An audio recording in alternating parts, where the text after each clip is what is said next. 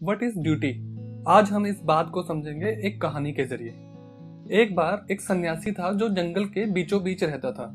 वो अपना पूरा दिन ध्यान लगाने में और योग करने में बिताता था। एक दिन वो पेड़ के नीचे आराम कर रहा था। अचानक से सूखी पत्तियां उसके ऊपर गिरने लगी। उसने ऊपर देखा, पेड़ पर एक कौवा और एक सारस बैठा हुआ था। वो दोनों लड़ रहे थे। वो हर जगह सूखी पत्तियां फैला रहे थे। उस सन्यासी को गुस्सा आ गया। उसने चिल्लाकर कहा, मुझ पर पत्ते फेंकने की तुम्हारी हिम्मत कैसे हुई? उसने गुस्से से उन दोनों को देखा। उस सन्यासी की हैरानी का ठिकाना नहीं था जब उसने देखा कि वो सारस और कौवा जलकर राख हो गए थे। वो अपनी शक्ति देखकर बहुत खुश हुआ। फिर उसके जंगल छोड़ने का वक्त आया। वो शहर में भिक्षा मांगने चला गया। उसने एक दरवाजा खटखटाया और कहा, माँ, मुझे खाने के लिए कुछ दीजिए। उस औरत ने कहा, बेटा, एक मिनट रुको। उस सन्यासी ने सोचा, इसकी इतनी हिम्मत कि इसने मुझे इंतजार करने को कहा।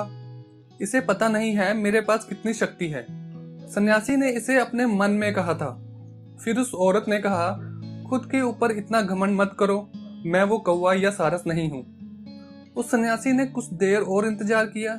जब वो औरत बाहर आई तो उसने पूछा, माँ, आपको उस जंगल में रहने वाले कौवे और सारस के बारे में कैसे पता चला? उसने जवाब दिया, बेटा, तुम जो योग साधना करते हो मुझे उसका कोई ज्ञान नहीं है। मैं एक सीधी सादी हाउसवाइफ हूँ। मैंने तुम्हें इंतजार करने के लिए इसलिए कहा क्योंकि मैं अपने बीमार पति की सेवा कर रही हूँ। उसने बताया कि उसने पूरी जिंदगी अपनी हर ड्यूटी को ठीक से करने की कोशिश की है। जब वो छोटी थी तो उसने अपने माता पिता की सेवा की। जब शादी हुई तो अपने पति की सेवा की। उसके लिए तो यही योग है। इन्हीं चीजों से उसे ज्ञान मिला था, इसलिए वो सन्यासी के मन की बात पढ़ पाई। वो जानती थी कि सन्यासी ने जंगल में क्या किया था। उसने सन्यासी को अगले शहर जाने के लिए कहा। वहां एक कसाई था जिससे सन्यासी बहुत कुछ सीख सकता था। सन्यासी ने सोचा, वो कसाई मुझे क्या सिखा सकता है। फिर भी वो उस शहर की ओर चला गया। वो वहां के मार्केट में पहुंचा। वहां उसे एक मोटा कसाई दिखाई दिया जो मांस को काट कर अपने कस्टमर को दे रहा था। सन्यासी ने सोचा, हे भगवान, मेरी मदद करना। मैं एक कसाई से बात करने जा रहा हूँ। वो तो पक्का एक शैतान का अवतार होगा। जब कसाई ने सन्यासी को वहां खड़ा देखा तो पूछा, क्या आप वही हैं जिसे उस औरत ने भेजा है? प्लीज थोड़ा इंतजार कीजिए, मुझे अपने कस्टमर का पहले ध्यान रखना है। जब कसाई का पूरा काम हो गया तो उसने पैसे उठाए और सन्यासी को पीछे आने के लिए कहा। वो कसाई के घर पहुंचे। कसाई ने उसे फिर इंतजार करने के लिए कहा।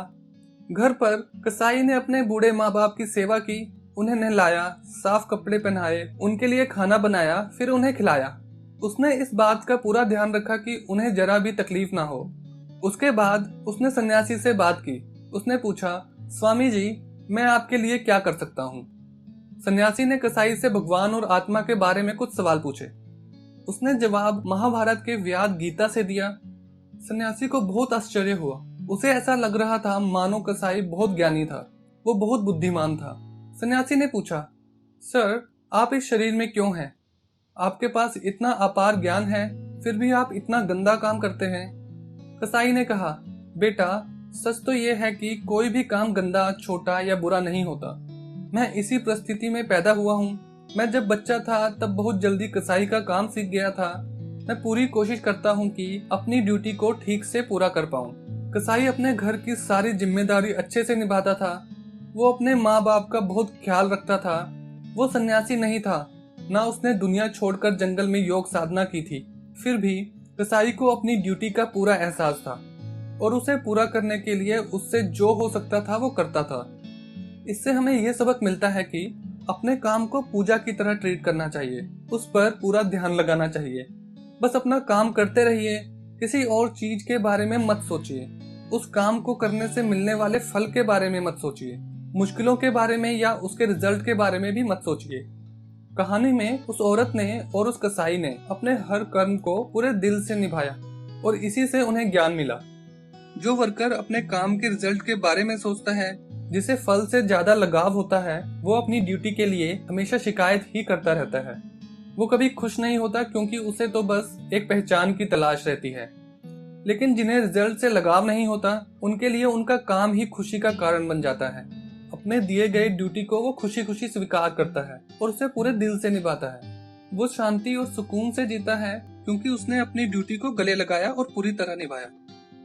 हम आशा करते हैं कि आपको ये कहानी बहुत अच्छी लगी होगी और कुछ सीखने को मिला होगा। ये कहानी भी स्वामी विवेकानंद जी की बुक कर्म योग से ली गई है। आप चाहें तो ये बुक पढ़ सकते हैं और इन कहानियों से जीवन में बहुत कुछ सीख सकते हैं। ऐसे ही लाइफ रिलेटेड और कहानियां सुनने के लिए इस चैनल से जुड़े रहें। हम बहुत जल्द एक नई कहानी लेकर वापस लौटेंगे। अंटिल देन, अलविदा।